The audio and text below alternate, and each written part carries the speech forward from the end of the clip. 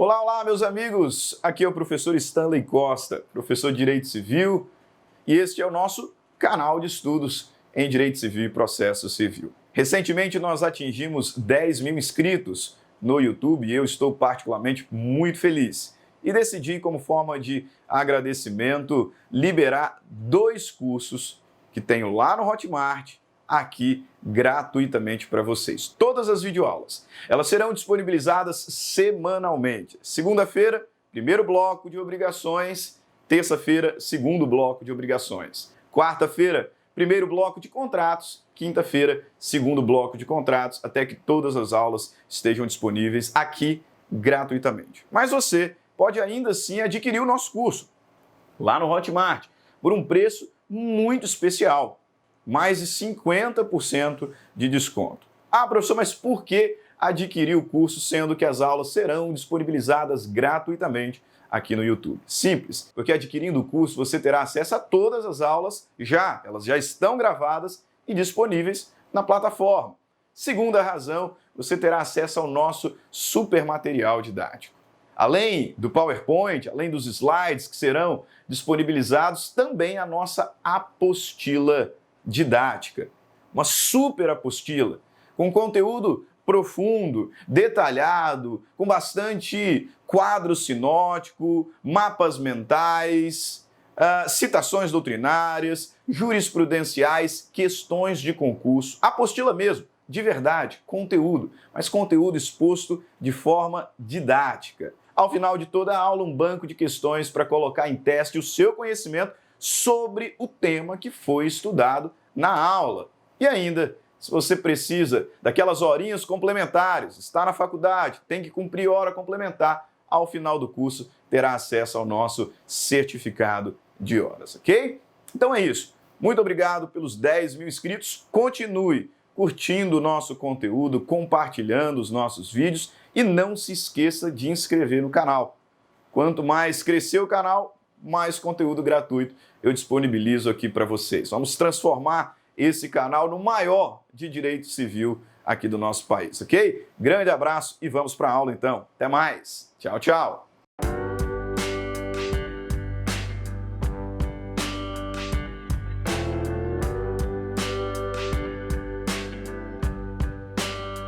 Olá, olá, estamos de volta. Vamos aqui dar sequência aos nossos estudos sobre a evicção.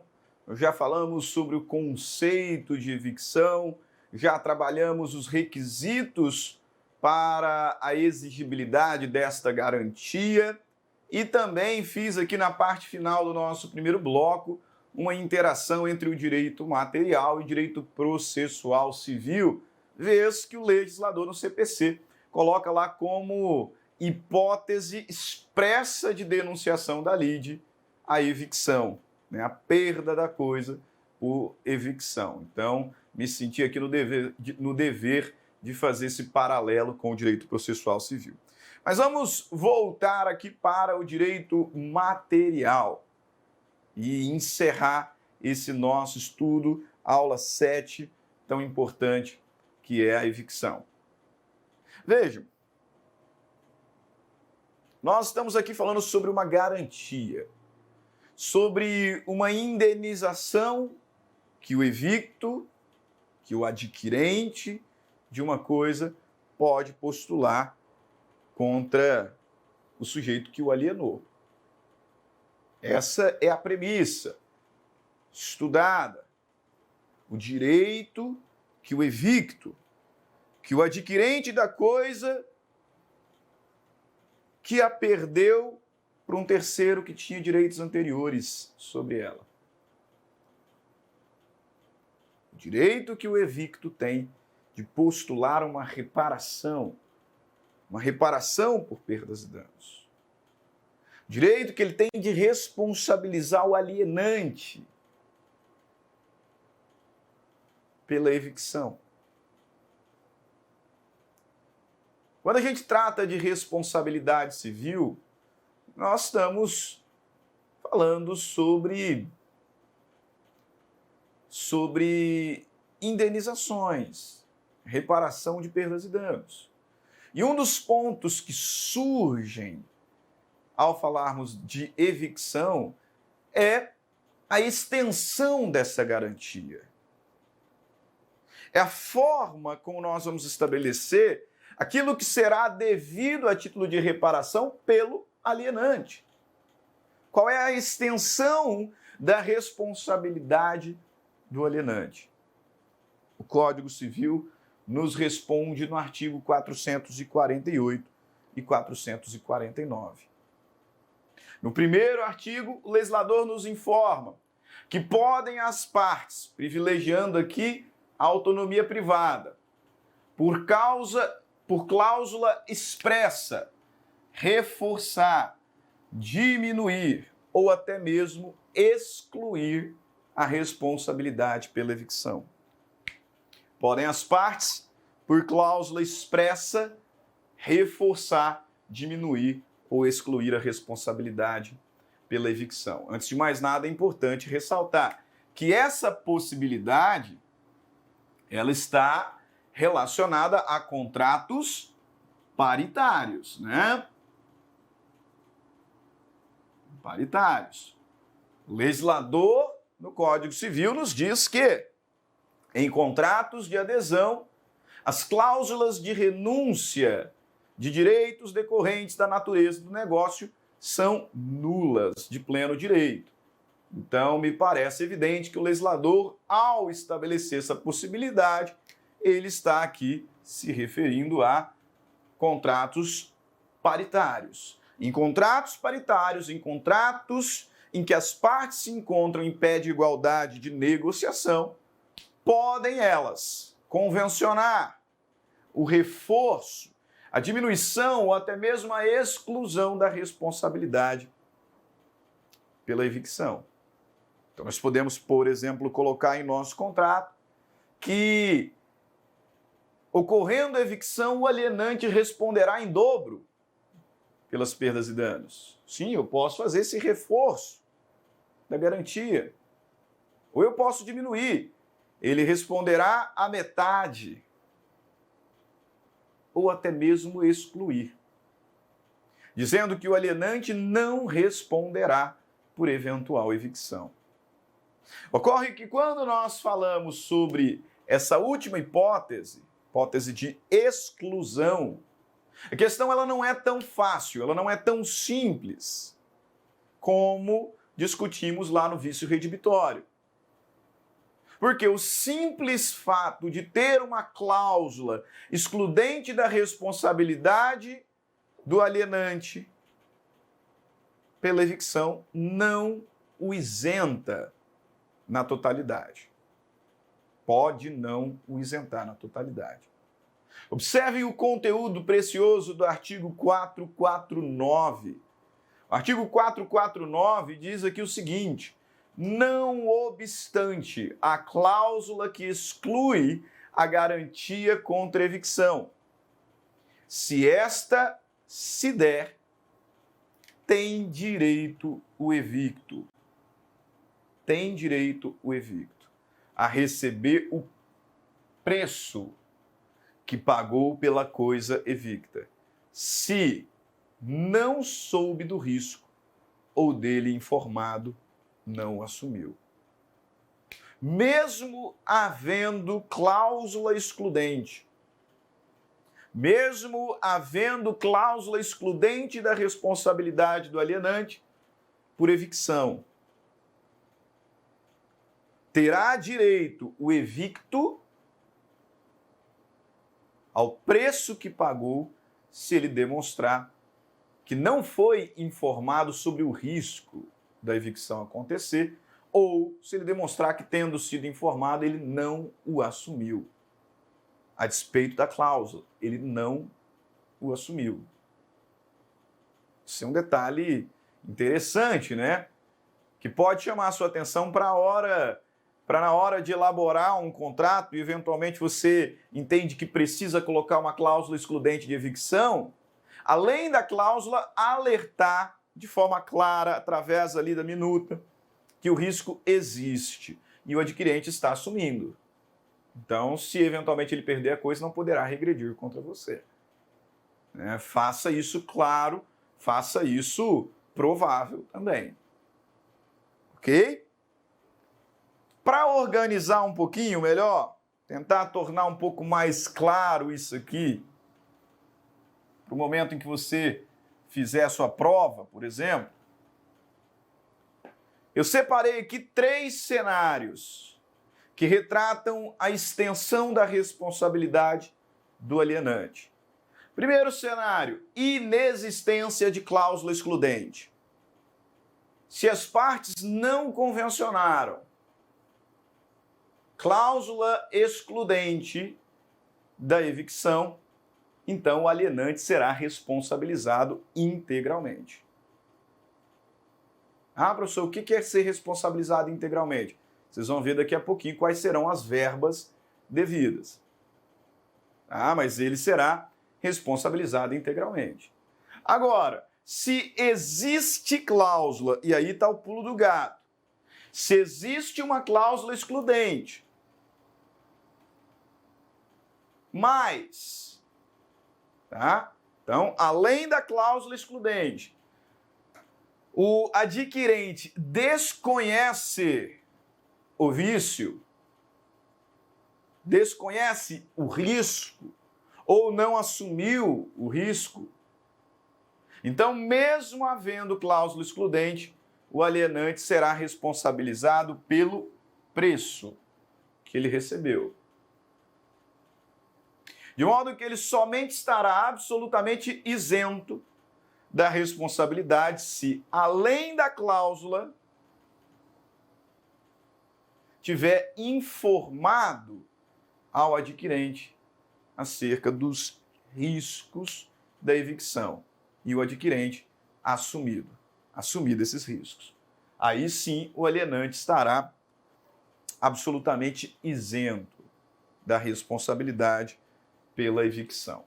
Feito? E já que nós estamos falando aqui sobre responsabilidade por evicção, sempre surge essa questão, né? Professor, o que está abarcado, né, nessa responsabilidade, nessa eventual indenização? O que eu posso cobrar? Porque eu perdi o objeto. E o legislador me garante a possibilidade de regredir contra o alienante. O que eu posso cobrar a título de reparação, a título de indenização? Quais são as verbas que serão devidas pelo alienante? E aí? Artigo 450 do Código Civil nos informa aqui o seguinte: salvo estipulação em contrário. Então a gente precisa analisar o contrato, né? Sempre.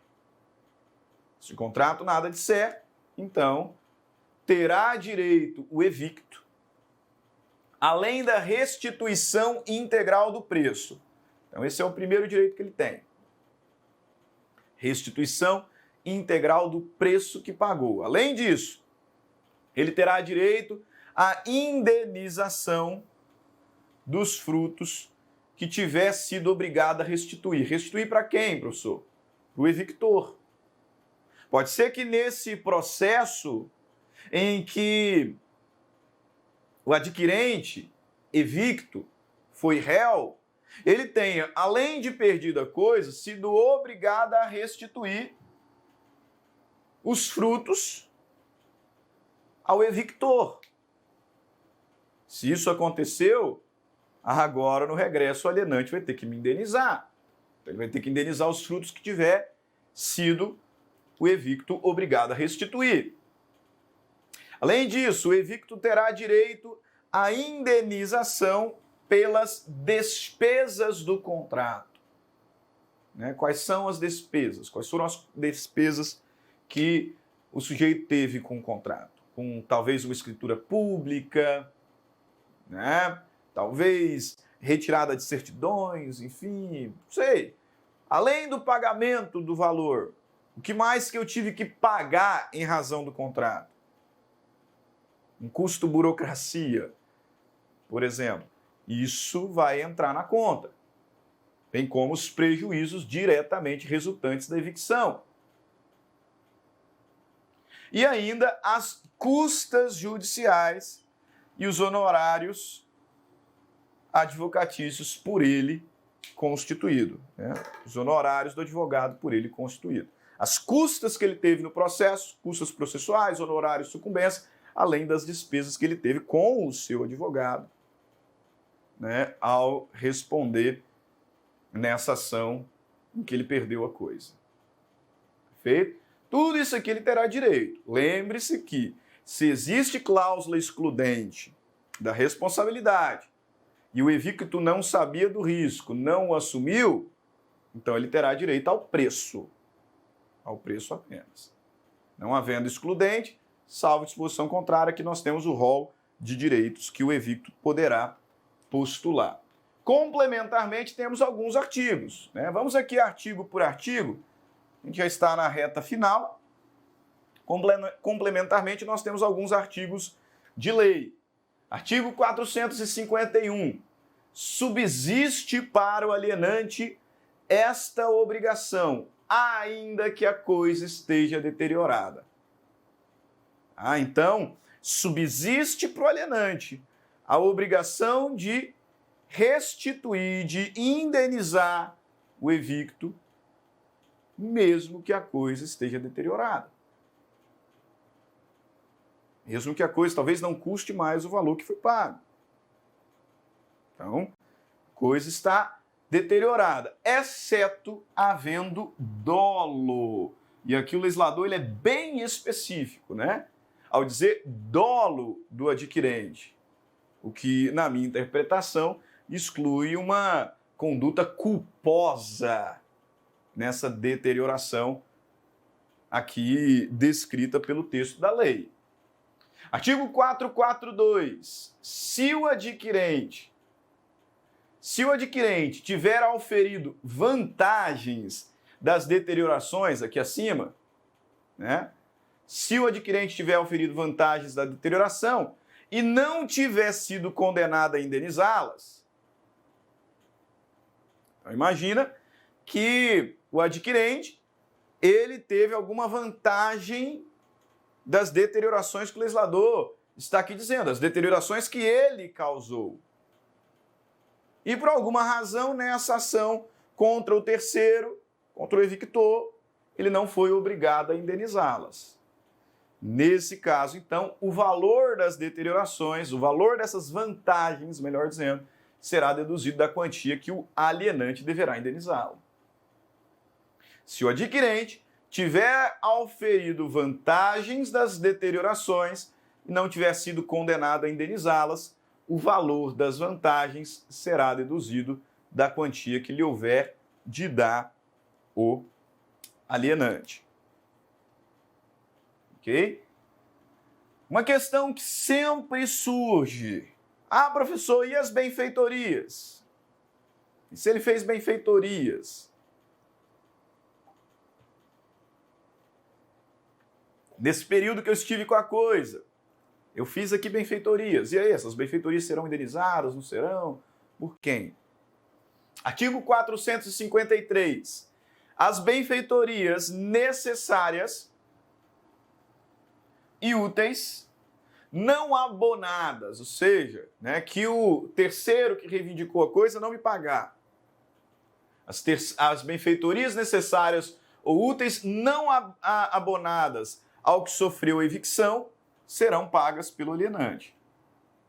Então, se no momento em que eu perdi a coisa, as benfeitorias necessárias e úteis que eu fiz não me foram indenizadas, o alienante vai me indenizar. O alienante vai me indenizar. Artigo 454. Se as benfeitorias abonadas ao que sofreu evicção tiverem sido feitas pelo alienante, o valor delas será levado em conta na restituição devida.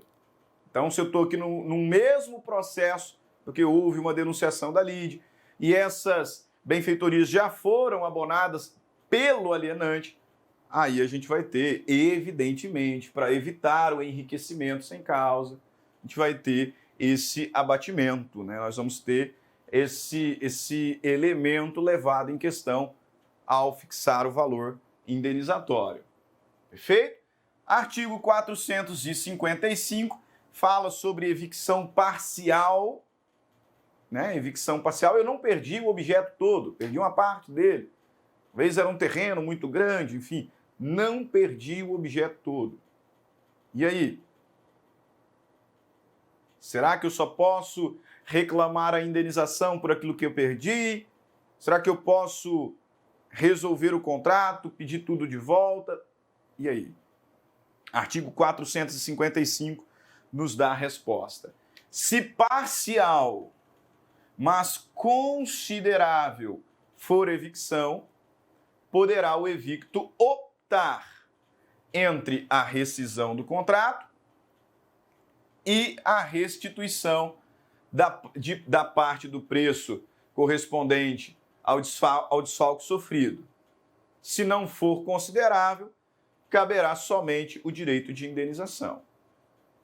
Então, isso aqui é o magistrado que vai apreciar no caso concreto. Foi uma evicção parcial, mas qual foi a proporção dessa perda? Se o magistrado entender que essa perda ela foi significativa, ela foi considerável, então o evicto terá a possibilidade de rescindir o contrato e receber as verbas ou abater o preço que foi pago. Né?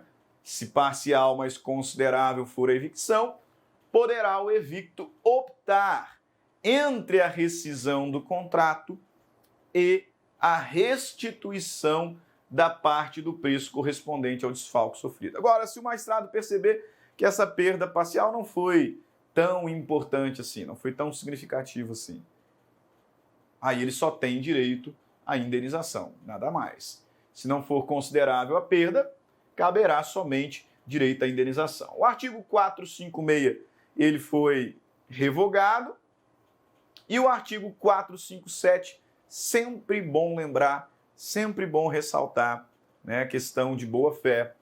Não pode o adquirente demandar pela evicção se sabia que a coisa era alheia ou litigiosa.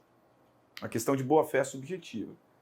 O legislador coloca aqui que o adquirente não poderá reclamar, né, pela evicção, reclamar indenização, reclamar reparação de perdas e danos por evicção se ele sabia que a coisa era alheia ou que a coisa era litigiosa. Porque aí ele está de má-fé. Má-fé subjetiva. Ele conhece do vício que inquina o direito objeto do contrato. Perfeito? Então, não perca de vista o artigo 457. Lá no início também tem um ponto importante que eu ressaltei que costuma cair em prova, que é a possibilidade de reclamar a evicção mesmo em se tratando de objeto adquirido, mesmo em se tratando de direito adquirido, em asta pública. Tá? O legislador, ao falar sobre evicção, ele expressamente ampliou, né, essa garantia de modo a alcançar também aquilo adquirido em asta pública. Para fechar a nossa aula, né, último tópicozinho aqui da nossa aula, veja bem, quando nós conversamos sobre o vício redibitório, um dos tópicos mais complexos estava relacionado ao prazo. Prazo lá decadencial, que mudava a depender se a coisa é móvel, se a coisa é imóvel, que muda depender se a coisa móvel já estava na posse do adquirente, se a coisa imóvel já estava na posse do adquirente ou não, se era um vício de fácil percepção, apesar de oculto, ou se um vício por conta da natureza só poderia ser descoberto depois, e ainda se a coisa era semovente. Então nós tínhamos vários cenários que alteravam o prazo decadencial para reclamar a garantia do vício redibitório. E aqui? E aqui? Aqui o legislador não falou de prazo. Aqui o legislador não tratou sobre prazo, não tratou acerca de prazos. Por isso, nós temos que buscar na parte geral do Código Civil. Eu tenho dito que quando nós falamos sobre evicção, nós falamos de responsabilidade civil. A responsabilidade pela evicção é uma garantia implícita, imposta ao alienante. O alienante vai ter que me indenizar no regresso. E se o legislador não me falou prazo, eu vou voltar lá na parte geral e pesquisar dentro do rol de prazos prescricionais, agora prescricionais, se algum se enquadra. E tem um que se enquadra, que é o prazo da reparação de dano. É o prazo prescricional no caso de responsabilidade civil. Segundo o artigo 206, parágrafo 3º, incisos 4 e 5, o prazo prescricional para exercer pretensão de reparação civil é de 3 anos. E de acordo com o STJ, esse é o prazo que tem que ser considerado aqui. Lembre-se que, se a gente está falando em prescrição, a gente está falando em pretensão. E a pretensão surge quando o direito é violado. Então, no momento em que o meu direito for violado, surgirá para mim, né, a pretensão que deverá ser exercida no prazo de 3 anos de buscar a devida reparação civil. Esse tem sido o entendimento do STJ, de acordo com o recurso especial 1.577.229. Perfeito? Beleza. Nós vamos encerrando por aqui, então, a nossa aula sobre evicção. Não deixe de estudar a sua apostila, não deixe de resolver o banco de questões que está aí na área do aluno para melhor fixar, né, essa matéria, esse tema tão importante. E nós nos veremos, então, na próxima aula, onde conversaremos sobre a extinção do contrato, concluindo essa parte de teoria geral. Aí nós vamos partir, então, à análise de alguns contratos em espécie. Perfeito? Aula que vem, extinção do contrato, último tópico dos estudos da teoria geral dos contratos. Lembrando que na ordem do código nós teríamos agora contratos aleatórios, mas nós já estudamos contratos aleatórios, né, lá na classificação. Nós também já falamos sobre contrato com pessoa a declarar na parte de intervenção de terceiro. Então, de fato, vamos enfrentar o fim desse estudo geral na próxima aula, falando sobre as formas de extinção. Extinção normal, extinção anormal, por causa anterior, posterior à celebração do contrato. Não perca o nosso próximo encontro. Um grande abraço, fiquem todos com Deus e até mais. Tchau, tchau.